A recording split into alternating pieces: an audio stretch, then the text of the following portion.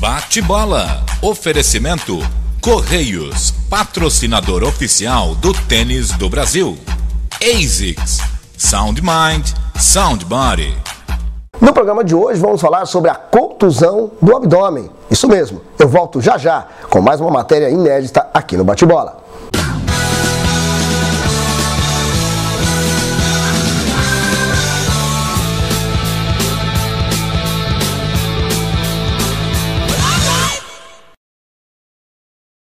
Estamos começando mais um bate-bola, eu com um finalzinho de gripe aí, com a voz bem complicada, mas enfim, estamos aqui, afinal de contas, não podemos deixar de fazer o bate-bola. E olha, no programa de hoje a matéria é muito legal mesmo. O Zenilton Dalcin bateu um papo com o Ricardo Takahashi, que irá cuidar da contusão de abdômen do Tomás Bellucci. Então ele vai contar um pouquinho pra gente o que é essa contusão, não necessariamente a do Bellucci, até porque ele ainda não teve contato, enfim, mais detalhado sobre a contusão. Mas vai falar no geral o que pode causar e como se prevenir a contusão do abdômen. Antes, porém, participe da pesquisa para concorrer a prêmios ASICS, parecido com esse que você está vendo na imagem. Toda semana, toda quinta-feira, como hoje, nós sorteamos uma camiseta para você. Já já vou fazer o sorteio. Então, sem mais demora, vamos aí ao Josanildo Dalcin bater um papo com o fisioterapeuta Ricardo Takahashi. O paulista Tomás Bellucci encontrou um problema agora na temporada de Saibro. Vindo muito bem ali em Monte Carlo, quartas de final, ele acabou tendo um problema no abdômen que o forçou a abandonar o campeonato. Pior ainda, acabou também desistindo de competir em Munique, depois Roma, e já ameaça a participação dele em Roland Garros. É um resultado muito ruim para o Tomás Bellucci nessa temporada de Saibro. Mas para entender exatamente o que é uma possível contusão do abdômen, nós vamos trazer aqui um grande especialista, um nome muito ligado ao tênis, Ricardo Takahashi, que inclusive participa do time Brasil, do Comitê Olímpico Brasileiro, e o Taka muito tempo trabalhando com tênis. De uma maneira, forma genérica, obviamente, sem ser especialmente o caso do Bellucci, mas esse problema do abdômen é um problema comum nos tenistas, principalmente os tenistas profissionais, e em que grau ele dificulta? Obrigado pela tua presença aqui no Bate-bola. É um prazer estar participando do programa. Então, sobre a lesão de abdômen, é muito comum no tenista. Normalmente, na nossa rotina, nós vemos muito. Na nossa rotina, na verdade, são tenistas amadores, né? A gente não costuma ver muito no tenista profissional. Se a gente pensar em biomecânica, né, assim, o que poderia causar uma lesão no abdômen, então eu vou dar um exemplo. Para um tenista destro,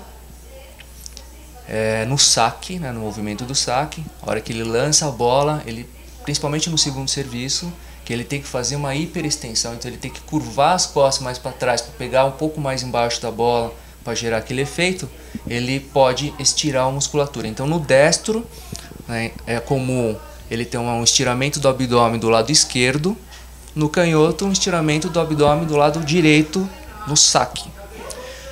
Existe a possibilidade de ter lesão abdominal em algum outro movimento? Até existe, tá? Mas se a gente pensar num tenista profissional, eu acredito muito que para o tenista profissional está muito relacionado à intensidade de jogo, volume de treino, o atleta desgastado e não se recuperou, entendeu? Então, assim, existem vários outros fatores que podem influenciar, né? Mas se a gente pensar numa lesão simples de abdômen, que nós não estamos nem falando do Tomás Bellucci em si, é isso, seria o saque. E a grande dificuldade que ele vai ter de execução também vai ser o saque, quer dizer, a parte que vai mais afetar o jogo dele. Eu não sei assim como que ele tá, né? Eu nem sei em que pé que tá a lesão também, mas assim, pode ser, né? Pode até ser que afete também, por exemplo, caminhar ou correr, eu não sei como que tá, mas num nível mais severo pode comprometer qualquer movimento, num nível mais moderado, um ou outro movimento, num nível mais leve consegue jogar, mas não consegue sacar, né? Claro. A gente sabe que, pelo menos por histórico, essa lesão de abdômen geralmente realmente leva uma demora maior de recuperação. Qual é a média? Isso é comum, dá mais ou menos uma ideia pra gente até a gente calcular, tá, se ele consegue jogar Roland Garros, que a gente espera obviamente que aconteça. Para qualquer lesão músculo-esquelética, né, de um músculo, existe um prazo fisiológico para cicatrização. Então isso acho que é até um alerta para o amador que mesmo que você, né, depois de uma lesão, mesmo que você esteja se sentindo bem, até mesmo para jogar, precisa procurar um especialista para saber se realmente está na hora de jogar. Porque existe um prazo fisiológico que gira em torno de 4 a 6 semanas para o seu próprio corpo regenerar aquela lesão. Mesmo se você usar recursos como anti-inflamatório, porque o anti-inflamatório ele vai melhorar a condição, mas ele dá uma mascarada, que é o que a gente não quer, principalmente no atleta profissional.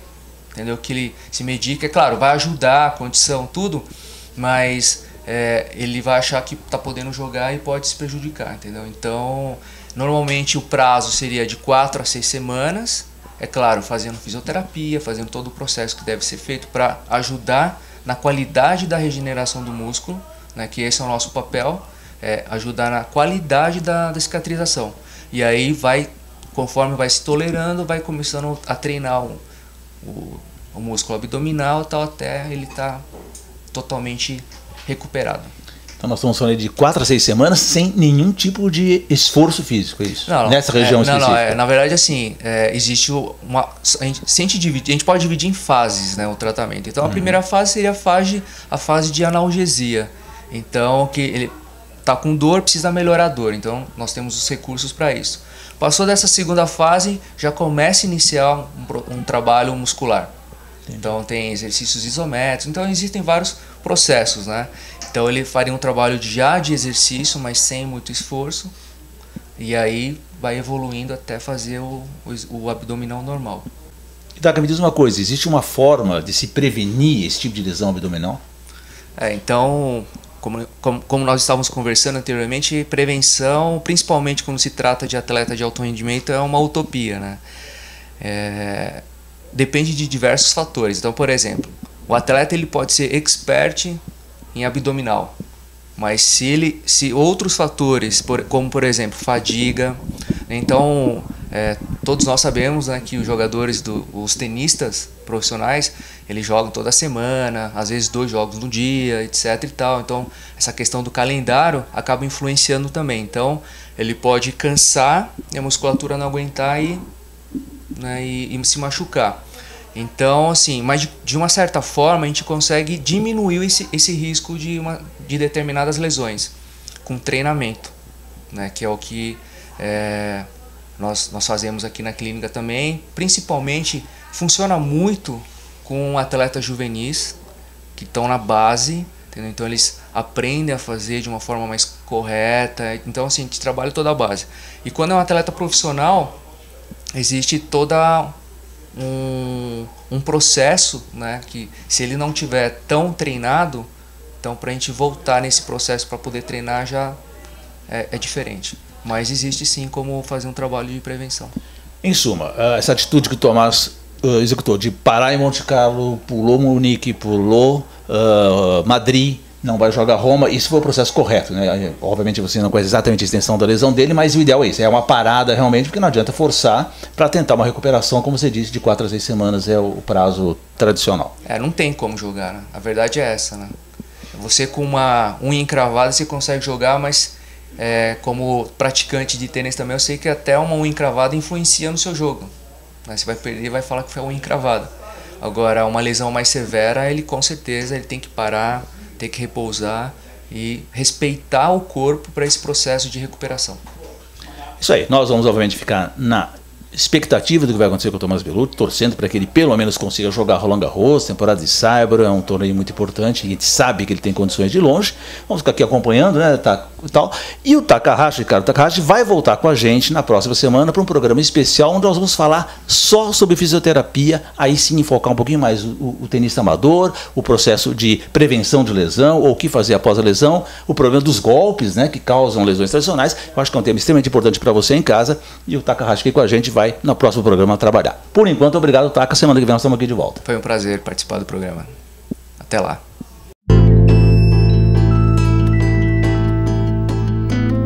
Nosso sonho era ter o tamanho do Brasil. E conseguimos.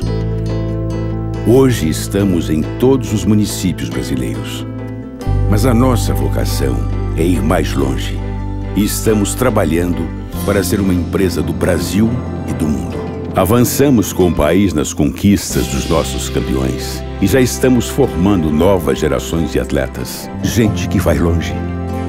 Todos os dias chegamos a mais de 50 milhões de domicílios brasileiros e vamos chegar mais longe, com serviços inovadores para um país que mudou e vai mudar ainda mais. Nós somos os Correios, há 350 anos. E a nossa história é ir mais longe, é aproximar o Brasil e os brasileiros dos seus sonhos. Correios, soluções que aproximam. E nós ficamos torcendo aí pelo pronto restabelecimento do Thomaz Bellucci, né? E vamos então agora à pesquisa da semana. Já tem pesquisa nova no ar. A pergunta é: qual o melhor forehand do tênis masculino de hoje?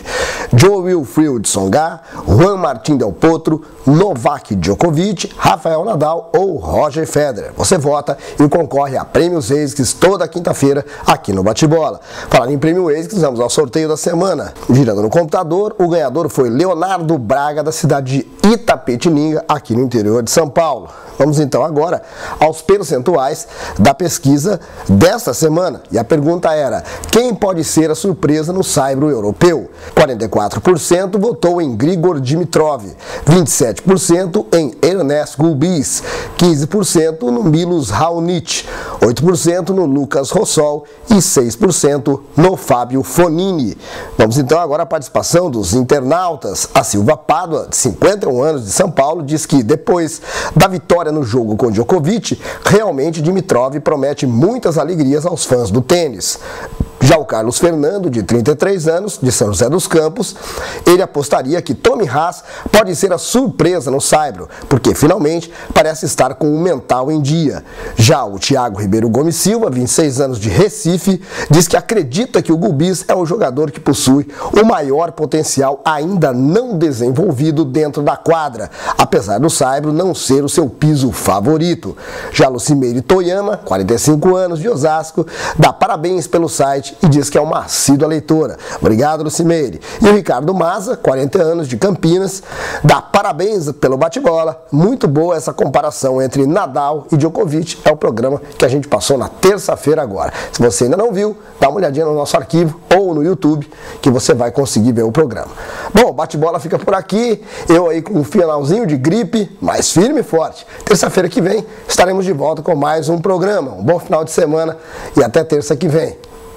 Bate-bola. Oferecimento Correios, patrocinador oficial do tênis do Brasil.